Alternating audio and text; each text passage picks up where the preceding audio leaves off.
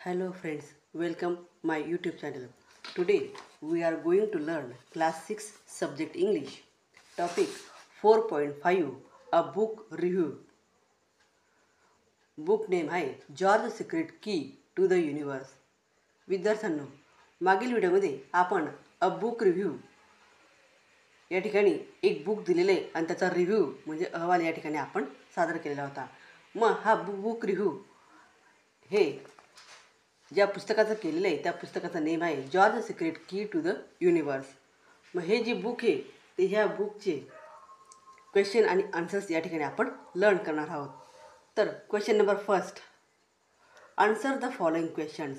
खाली दिलेल्या प्रश्नांची उत्तरे द्या. Question number A, what do George parent do to save the planet. George जे आईवडील होते तर यांनी हे जे प्लॅनेट आहे हे प्लॅनेट सेव्ह करण्यासाठी काय सांगितलं होतं. या ठिकाणी तुम्ही क्वेश्चनचे आन्सर्स पाहू शकता.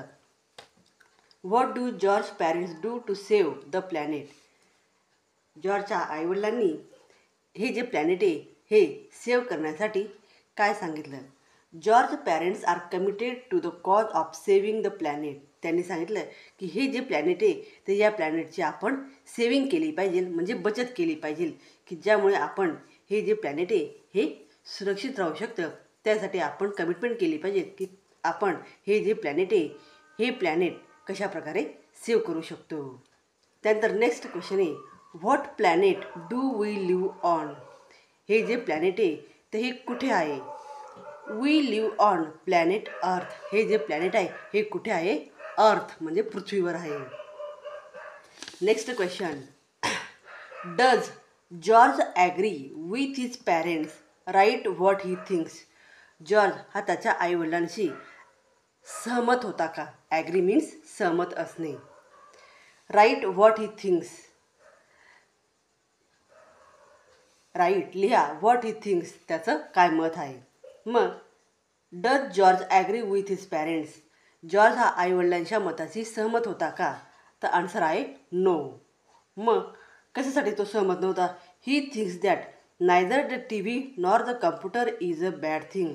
त्याच्या मते टी व्ही आणि कम्प्युटर या कशा आहेत, बॅड थिंग्ज आहेत, वाईट वस्तू आहे, म्हणून तो त्या आईवडिलांच्या मताशी सहमत नव्हता.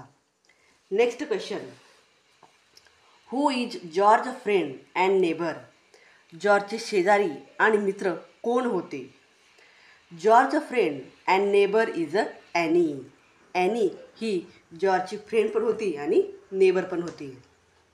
Next question, who is Eric. Eric कोण होते. What does he do. आणि ते काय करत होते. Eric is a brilliant सायन्स्ट.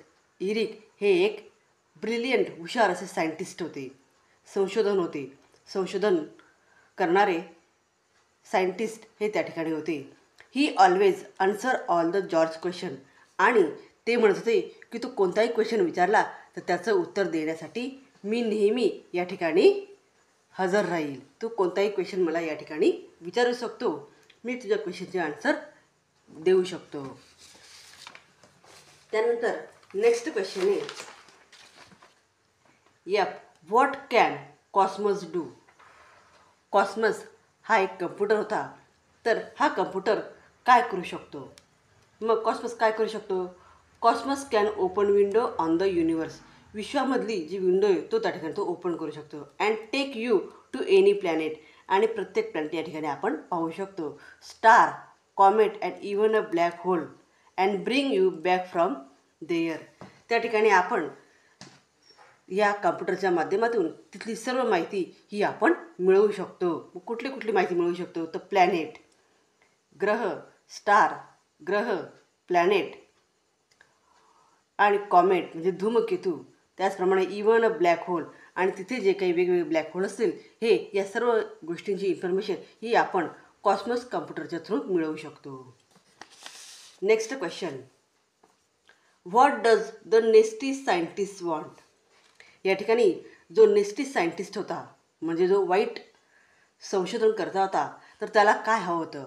The nasty scientist want to use science for his own selfish motive.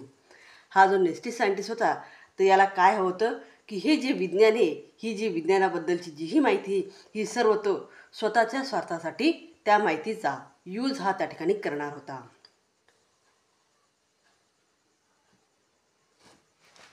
तर अशा प्रकारे या ठिकाणी क्वेश्चन नंबर फर्स्ट हा या ठिकाणी मी कंप्लीट केलेला आहे. त्यानंतर question number second, name the following with the help of the passage. खाली काही पॉईंट्स दिलेले आणि ह्या पॉईंटचे आन्सर हे आपल्याला पॅसेजच्या मदतीने लिहायचे. मग फर्स्ट आहे the book that is review, second the author of the book, third the person who has presented the information in the book, and four the person who has drawn picture for the book. या ठिकाणी तुम्ही answer पाहू शकता.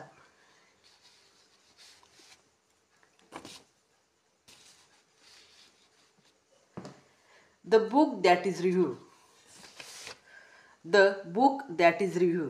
मग या ठिकाणी हे जे बुक आहे तर कोणत्या बुकचं रिव्ह्यू या ठिकाणी सादर केलेले आहे. तर बुकचं नेम आहे George secret key to the universe. हे त्या बुकचं नेम आहे की ज्याचं रिव्ह्यू या ठिकाणी आपण सादर केले आहे. Next question, the author of the book. हे जे बुक आहे ह्या बुकचे ऑथर कोण होते म्हणजे लेखक कोण होते. लुसी हॉकिंग हे त्याचे लेखक होते, ऑथर होते. Next question, the person who has presented the information in the book. पुस्तकाच्या माध्यमातून ही जी इन्फॉर्मेशन आहे ही कोणी सादर केली. त्या व्यक्तीचं नाव आहे Stephen Hawking. Next, the person who has drawn a picture for the book. या बुकमध्ये जेही पिक्चर्स काढलेले आहेत तर ते पिक्चर्स कोणी काढले, त्या व्यक्तीचं नाव. मग पिक्चर काढणारे जे व्यक्ती त्यांचं नाव आहे Gary person.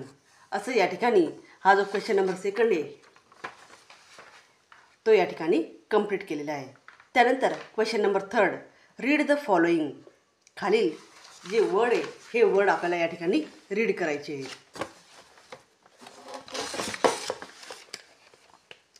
Read the following. Expect, expected, unexpected आणि unexpectedly. Fortune, fortunate, unfortunate, unfortunately. Able, ability, disability, disabilities. अशा प्रकारे हे सर्व वर्ड्स या ठिकाणी आपल्याला रीड करायचे आहे. त्यानंतर question number 4, what are the various things we find in the universe, list them from the passage. What are the various thing, विविध प्रकारच्या वस्तू, we find in the universe. आम्ही या ठिकाणी या विश्वातून वेगवेगळ्या प्रकारच्या वस्तू या फाइंड आउट केलेल्या आहे, शोधलेल्या आहे. मग त्यांची लिस्ट या ठिकाणी आपल्याला बनवायची. List them from the passage. पॅसेजच्या मदतीने ती लिस्ट या ठिकाणी आपल्याला राईट डाऊन करायची. मग आन्सर आहे we find planet, star, comet and black hole in the universe. त्या ठिकाणी प्लॅनेट याचा शोध घेतला, स्टारचा घेतला, comet and black hole in the universe, विश्वामधल्या या सर्व गोष्टींचा शोध या ठिकाणी त्यांनी घेतलेला होता. तर विद्यार्थ्यांनो अशा प्रकारे या ठिकाणी question number first, second, third आणि फोर्थ हे या ठिकाणी मी एक्सप्लेन केलेले आहे. तर विद्यार्थ्यांनो व्हिडिओ आवडल्यास व्हिडिओला लाईक करा, शेअर करा आणि चॅनलला सबस्क्राईब करा. थँक्यू.